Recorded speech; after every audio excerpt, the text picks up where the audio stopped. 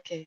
Like other facial products, makeups, and lipsticks, I mean, are they safe, or what are the, even if people are using it, what are the right way and what are the limitations to it?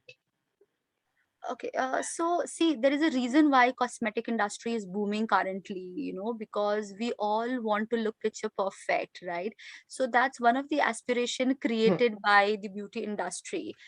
So first thing which I would tell you is that you can love anything in this world. You can love cosmetics, you can love lip color, you can love concealers, but the first thing is be comfortable in your own skin.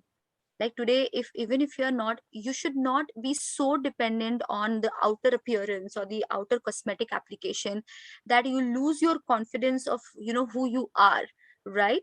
And that will come when you do the basics right, when you have a right skincare routine. See, even the makeup will look good only when your skin is healthy.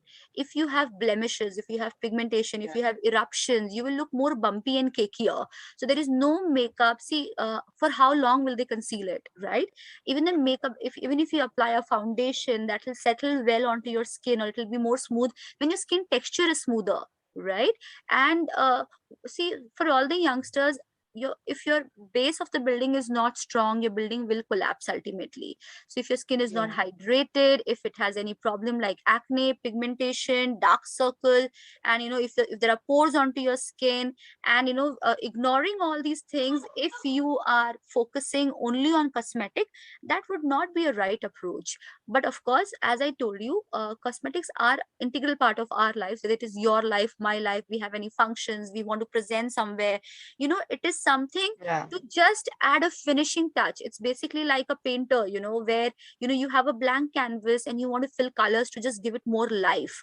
So that is one thing. But if your painting is not good, or if your base work is not good, how much ever amount of makeup you're going to be applying, it will not reflect onto your face, right? So and again, while choosing the makeup, make sure that there are a lot of beautiful brands who have a lot of science behind it. So go with something which has science and evidence again and again, because just going by with the marketing gimmick can again be experimenting with your face, right? So your face is very precious, because this what represents in totality who you are.